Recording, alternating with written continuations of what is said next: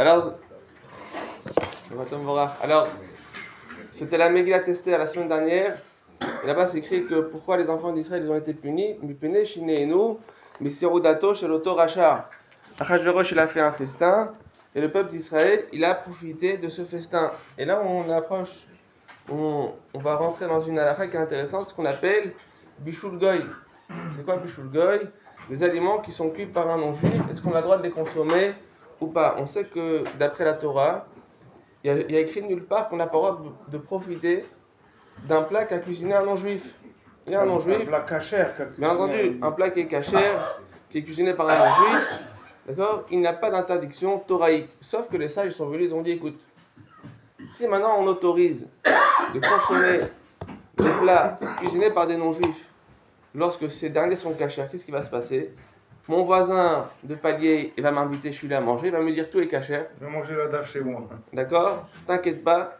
Et toi, du coup, tu vas aller manger chez lui le poisson avec des salades, etc. Et il va te servir du vin. C'est pas écrit dans la Torah que c'est interdit de boire du vin. Et tu vas boire du vin avec lui. Et après, vous allez faire copain-copain. Les enfants ils vont se marier ensemble. Et c'est fini. Faïfel. Après, il n'y a plus de... D'accord? Du coup, qu'est-ce que se passe? C'est ça, ils ont dit, écoute, on va instituer qu'on n'a pas le droit de profiter d'un plat qui a été cuisiné par un non-juif, même si ce plat, il est cachère. Maintenant, la question c'est, est-ce que c'est valable dans tous les cas? Est-ce que cette interdiction, il est concernant tous les aliments? Ou bien il y a des cas de figure où on peut profiter d'une cuisson par un non-juif? Alors les sages, ils viennent et disent, écoute, tu sais, il y a une discussion entre ce qu'on appelle Bishul Goy et Afiyat Goy. Il y a la cuisson avec de l'eau, avec de la friture. Et il y a aussi ce qu'on appelle le bichoul à l'idée afia, c'est-à-dire que tu vas enfourner. Tu as un boulanger.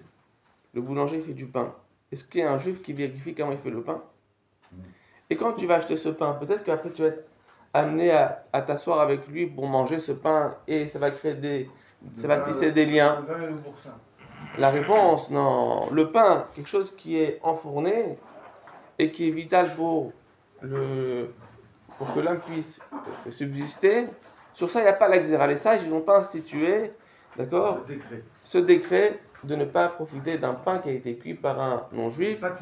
Lorsque c'est, bravo, quand c'est quelque chose qui est industriel, qui est fait pour vendre, mais pas quelque chose qui est fait chez lui à la maison et qui va vous donner après. Ça, c'est quelque chose d'intéressant. Maintenant, les sages, ils viennent, ils nous donnent une règle générale. C'est quoi la règle générale? Kol she'eno ne'echal chay. Chaque chose qui n'est pas comestible lorsque cette chose est crue. Ve'eno oleh shulchan melachim. Et qui ne monte pas sur la table des rois. C'est-à-dire, c'est pas un mets sur lequel tu vas inviter ton ami pour le consommer. Tu vas inviter chez toi un ami pour prendre un apéritif, pour manger. Est-ce que tu vas lui servir un paquet de chips avec du coca? Non. Hein? Tu vas pas l'inviter que pour un paquet de chips et du coca. Tu vas faire une belle table, d'accord? Éventuellement, il y aura un peu de chips. Mais les chips, elles sont accessoires. Et venez, on regarde maintenant. Est-ce que sur les tables de nos présidents, des ministres, il y a des chips là-bas en vrac qui sont... Il n'y a pas. D'accord? À l'Élysée. À l'Élysée, il n'y a pas de...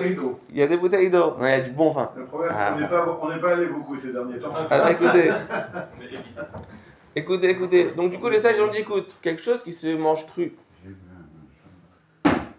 qui ne se mange pas cru. Donc il y a besoin d'une cuisson obligatoire pour pouvoir le consommer. Et en plus de ça, il monte sur la table des rois. Sur ça, il y a l'interdiction de profiter d'une cuisson d'un non-juif. Exemple concret. Vous avez de la viande. Est-ce que la viande, ça se mange cru? Non. Donc qu'est-ce qui se passe? Alors on va voir après, éventuellement. A priori, la viande ou bien des pommes de terre, ça se mange pas cru. Est-ce que ça monte sur la table des rois? Bien sûr. On vous fait un bon steak, on vous fait une bonne viande avec du vin, et on vous met des pommes de terre sautées, on vous met... Bien sûr que ça monte. Donc une personne, un goy, qui est dans un atelier qui appartient à un juif, par exemple, ou qui est un restaurant, et qui vous dit tout est cachère ici, mais il n'y avait personne pour allumer le feu, personne pour vérifier, bien qu'il nous dit que tout est cachère, et on va dire que tu peux lui faire confiance, il t'a montré le paquet de la viande, il t'a montré les pommes de terre, tout est cachère, tu ne peux pas consommer ce plat. Pourquoi? Parce que c'est quelque chose qui est important, qui est chachouv, Et si maintenant tu vas t'asseoir avec lui, tu peux arriver plus tard à des mariages qui sont interdits. Maintenant, on va prendre un autre cas. Parce qu'il faut savoir que c'est des halakhot qui changent en fonction des époques. Maintenant, c'est un poisson. On a du saumon. Il y a un gars, il prépare un saumon. Nature. Tout est propre, tout est neuf. La casserole qu'il a utilisée, c'est la première fois qu'il l'utilise. Tout est cachère. Est-ce que tu as le droit de manger ce poisson? Alors, il faut savoir que là, on rentre dans un débat qui est délicat. Pourquoi? Après, est-ce qu'on peut manger du poisson cru? Alors, jusqu'à il n'y a pas longtemps, on ne pouvait pas manger du poisson cru. Donc, il y a une interdiction de profiter de cette cuisson. Pourquoi? Parce que il monte sur la table des rois et ça ne se mange pas cru. Ça monte sur la table des rois. Maintenant, écoutez, toute l'interdiction, c'est quand les deux composantes, elles sont réunies. Mais si maintenant, il manque une des deux composantes, ça veut dire que la chose en question, elle se mange crue. Ou bien, elle ne monte pas sur la table d'un roi. Ben dans ce cas-là, il n'y a plus d'interdiction du bichoul goy. Et du coup, qu'est-ce qui se passe? Aujourd'hui, est-ce qu'on mange du saumon cru? Oui, dans les sushis. On mange des, comment ça s'appelle, les sashimi? Le saumon cru comme ça. Donc en fait, qu'est-ce qui se passe? Aujourd'hui, techniquement, il n'y a plus d'interdiction, d'accord, de bichoul goy dans le saumon. D'accord? Vous avez compris? Super. Est-ce que c'est valable pour tous les poissons? Non. Parce que quel poisson on mange cru? Éventuellement le saumon, éventuellement la dorade, le thon, voilà. Mais après, il y a d'autres poissons qu'on ne mange pas cru encore. Donc les autres poissons qu'on ne mange pas cru, ceux-là, ils sont encore dans l'interdiction. Maintenant, écoutez ce qui est intéressant. Maintenant, les décisionnaires, ils viennent, ils disent encore quelque chose de puissant. Ils viennent et ils te disent, alors venez, on fait un petit récap. Imaginons, maintenant, vous avez une salade cuite. D'accord? On va donner un cas concret parce que c'est sûr qu'un gars qui nous dit j'ai fait ses cachères, on ne va pas le croire. D'accord? Même s'il l'a fait chez toi. Même s'il l'a fait chez toi. Tout est Mais on parle d'un cas où la personne elle est dans un trader par exemple et le chômeur il n'est pas arrivé. Ils ont commencé à cuire. Qu'est-ce qu'ils ont fait? Des tchouk-tchoukas. D'accord? Ils ont fait des carottes cuites. Et le chômeur il arrive. Et ils ont déjà préparé. Maintenant, tous les ingrédients, ils sont cachés ici. C'est juste que lui, il n'était pas là pour allumer le feu. Est-ce qu'il va jeter maintenant ses salades ou il va les valider? On va lui dire, écoute, les carottes cuites, ça se mange cru? Oui. Ça monte sur les tables des rois? Oui, mais ça se mange cru. Et les tomates, ça se mange cru? Ça se mange cru. C'est vrai que ça monte sur la table des rois, mais ça se mange cru. Donc en fait, qu'est-ce qui se passe? Il n'y a pas d'interdiction de bichoul goy tant que tous les ingrédients sont cachés. Le mashgiach, il peut valider les plats en question. Maintenant, écoutez. Nous, maintenant, on va parler des chips. Donc vous avez un paquet de chips et vous voulez savoir est-ce que c'est mieux d'acheter le paquet kasher bichoul Israël ou bien l'autre paquet qui est aussi la leader cash mais il n'y a pas de bichoul Israël. Il est kasher. Le consistoire il a validé comme quoi cette paquet cette production elle était kasher. L'huile elle est kasher. C'est pas une huile qu'ils ont réutilisée après qu'ils l'ont utilisée pour des choses taref etc.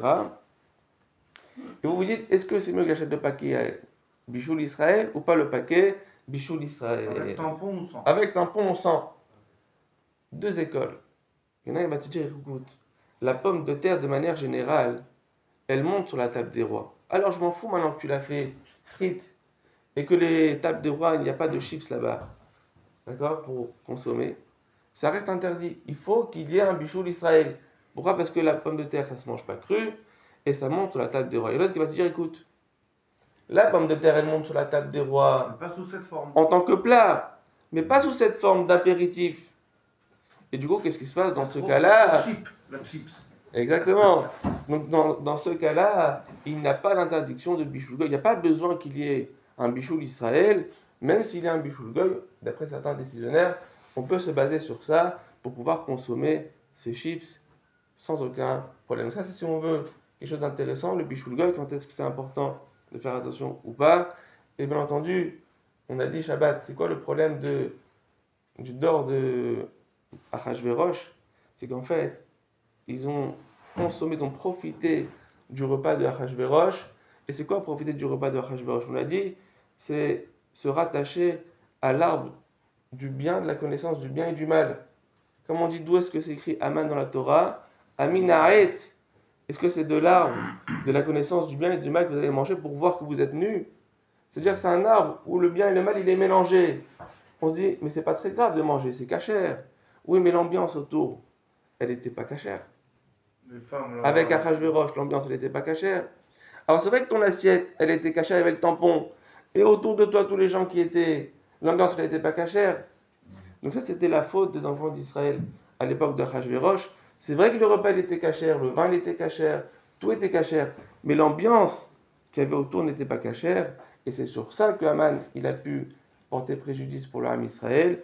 Et c'est Mordechai qui était un homme pur, comme c'est écrit, mort d'erreur, un parfum qui est libre, qui est pur de toute, comment on appelle ça, impureté, qui a aucun mélange avec ce parfum-là. C'est grâce à lui qu'il y a eu la délivrance.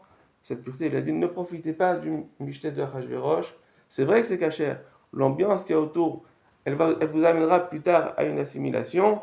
C'est grâce à lui qu'on a eu la délivrance. On nous souhaite à tous de faire attention à ça. La Chazakim, Uvrochim.